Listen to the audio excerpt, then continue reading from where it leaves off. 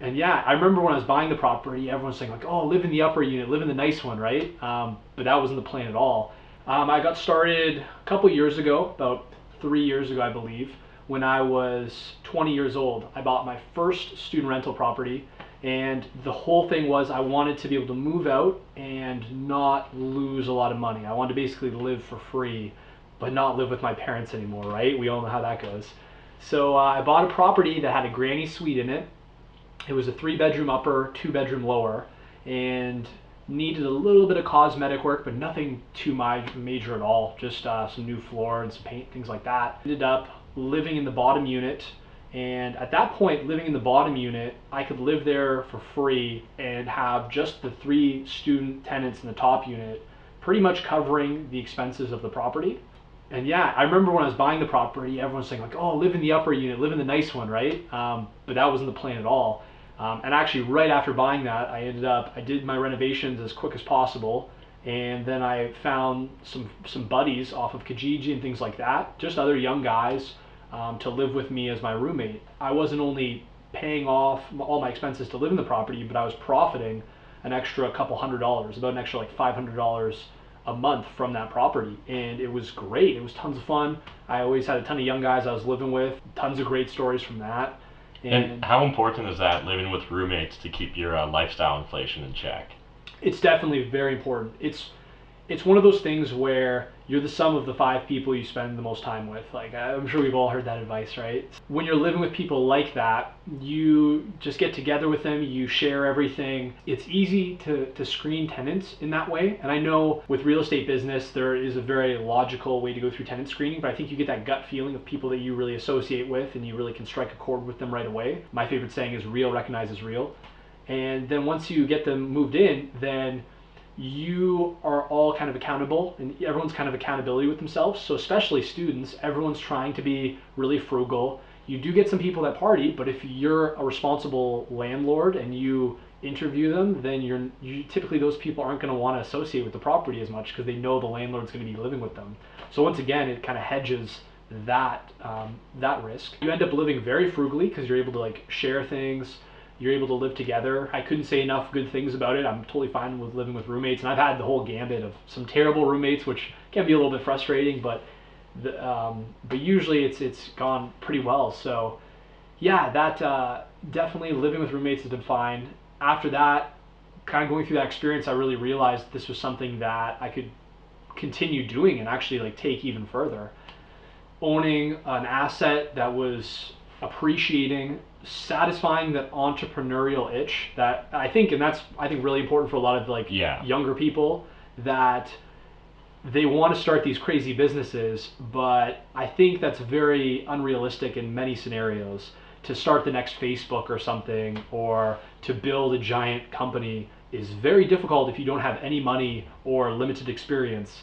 So something like real estate, where really you need enough confidence to do a deal, you need the base amount of knowledge, and as well as people you can reach out to for knowledge, and then enough money to leverage into your first deal, which really isn't a huge amount if you're responsible with saving.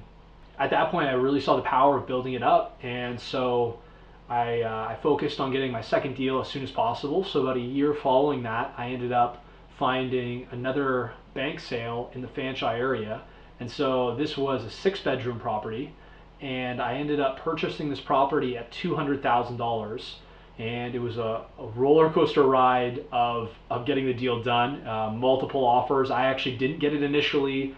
The first buyers, their deal fell through. I finally got it, and then got the property under contract. And then it was around the Christmas time actually, and my parents heard about the deal, and they didn't talk to me for a month after, because with student rental properties, especially bank sales, you're not seeing the most attractive property, let's say. And so got into that property, closed on it at around the end of January, and then it was fully tenanted until the summer.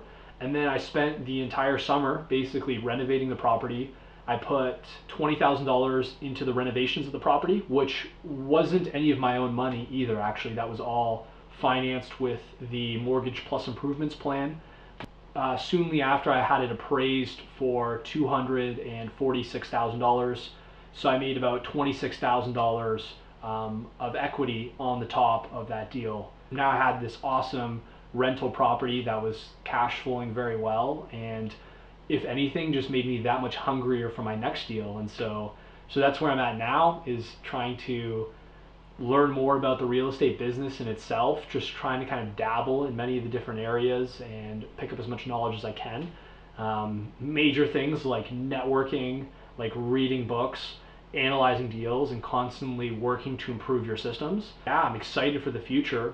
The potential to build real estate into either like a freedom lifestyle, a la the 4-hour work week or the millionaire fast lane, things like that, I think is just very applicable and very reachable.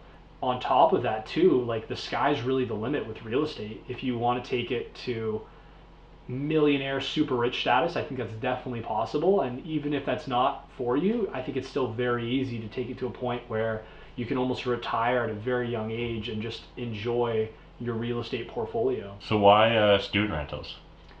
I personally like student rentals for myself because you get a higher cash flow since you're renting out for the bedroom.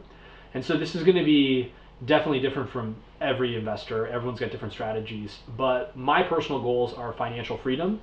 And so for me, it's maximizing that income. I don't mind working a little bit harder to manage the students, to deal with all the things that come with turning over, to constantly be finding new tenants, if I'm going to be paid more money to do that kind of task. So that's why I lean towards student rentals a little bit more. I even still am still enjoying them, and will look to invest in more student rentals. So if you know of any good student rental deals, feel free to hit me up, by the way. As things progress, I can see myself maybe moving a little bit away from them, or having properties that have the option to go to more single family.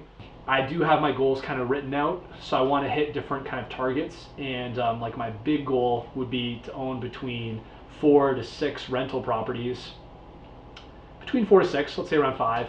And at that point, that's pretty much enough for my calculations to really cover most of my living expenses at that point. And at that point, I wouldn't have to worry about working a full-time job, which is kind of the dream. I would still work a full-time job, and that's what I'm working towards, is getting my journeyman ticket and being a fully ticketed electrician.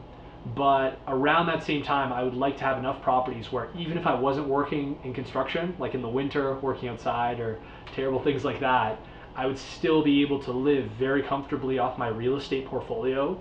And then at that point, I want to start experimenting more with real estate business, maybe taking riskier moves. And ultimately, the end goal would be a large real estate portfolio, fully paying for my life, the ability to completely outsource that, and yet still have it appreciating, building that long-term wealth, and yeah, just seeing where I can take it at this point.